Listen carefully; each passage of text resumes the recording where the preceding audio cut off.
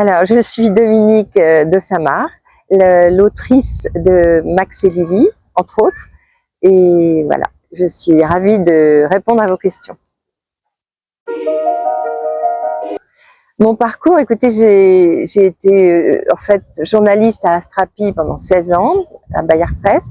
Et après, j'ai eu l'idée de créer cette collection Max et Lily. Et j'avais connu à Astrapi Serge Bloch et Pascal Gallimard, qui a monté avec Christian Gallimard sa maison d'édition à Genève. Et voilà, donc c'était écrit que Max et Lily devaient naître de ces rencontres. Le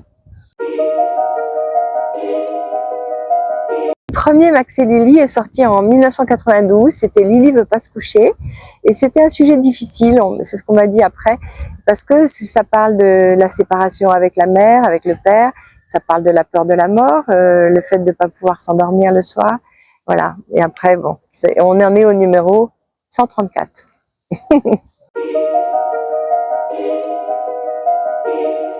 Qu'est-ce qui m'a poussée à faire Max et Lily? Franchement, je pense que c'est mon enfance, parce que j'ai vu dans mon enfance un frère et une sœur qui étaient malheureux, et mes parents comprenaient pas ce qu'ils avaient, et après ils ont eu des problèmes psychiques, donc je me suis dit que des livres qui pouvaient aider à parler de ce qu'on ressent, à faire comprendre ce qu'on ressent aux autres, c'était important pour les enfants, et de trouver une façon heureuse d'être au monde, grâce à la bande dessinée, grâce à des mots, grâce au dessin de Serge Bloch.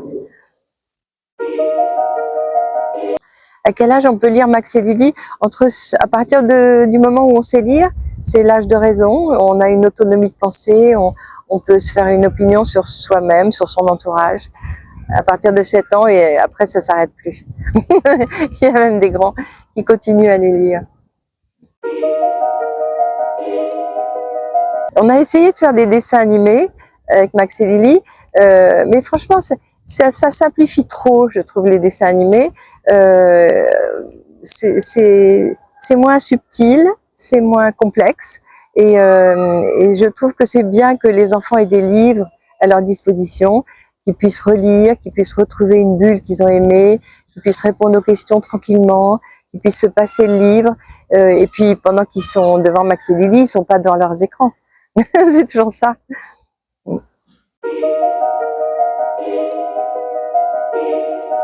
Oui, le Max se trouve nul, je l'ai écrit, enfin, tout Max et Lily parle de la confiance en soi.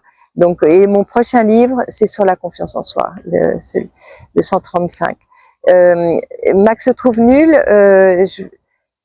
je voulais montrer à un enfant comment il pouvait devenir résilient, comment il pouvait ne pas être sujet aux attaques, aux moqueries des autres, comment il pouvait garder son esprit de combat, d'aventure, de curiosité, de pouvoir être heureux en fait, de pouvoir être calme et heureux et savoir se défendre quand on était attaqué, en comprenant pourquoi et en essayant de s'améliorer aussi.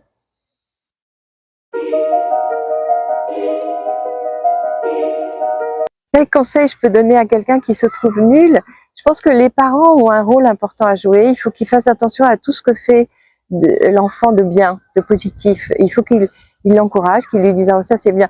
Et quand ils font quelque chose, quand l'enfant fait quelque chose que les parents n'aiment pas, peut-être ne pas attacher trop d'importance, ne pas donner trop d'attention au côté négatif de l'enfant, et surtout le supporter quand il fait quelque chose de positif, l'emmener manger une glace, lui parler de quelque chose de soi, de créer une intimité quand l'enfant a fait quelque chose qu'on aime bien.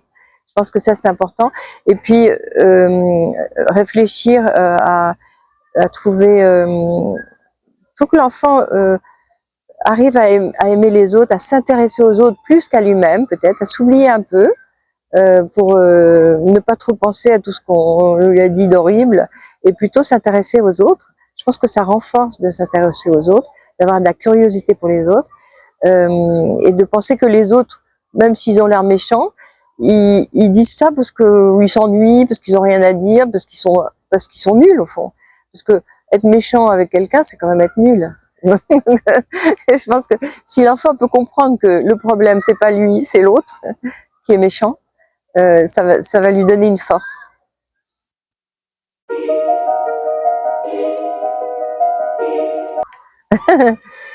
Comment attirer la curiosité, comment être intéressant par rapport aux autres, vous voulez dire, c'est ça? Je pense qu'il faut être soi-même et se laisser aller à ce qu'on aime, à ses idées originales, mais évidemment essayer de comprendre les autres et d'essayer d'être attentif aux autres. Je pense que ça aide pas mal dans les relations avec les autres.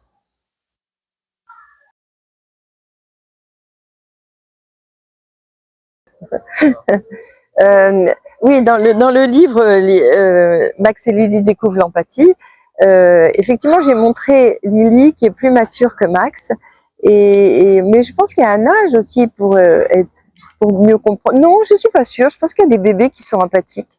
Je pense que ça dépend des expériences qu'on a eues dans la vie, si on a l'empathie développée ou non.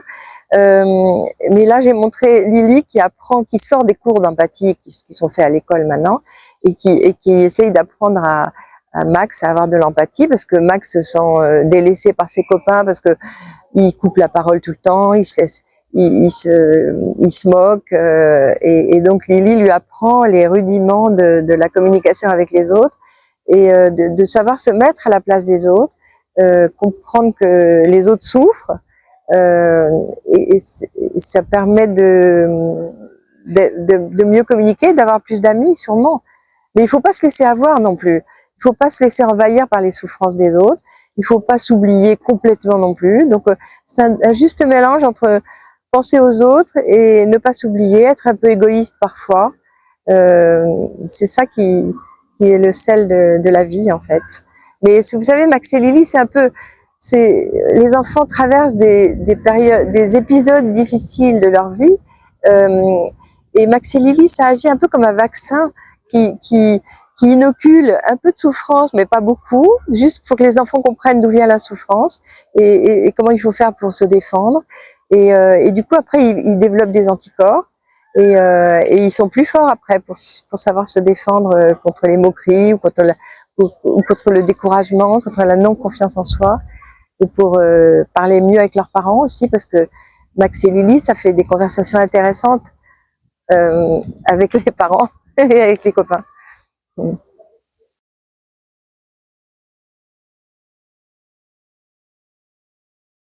Le mot pour la fin,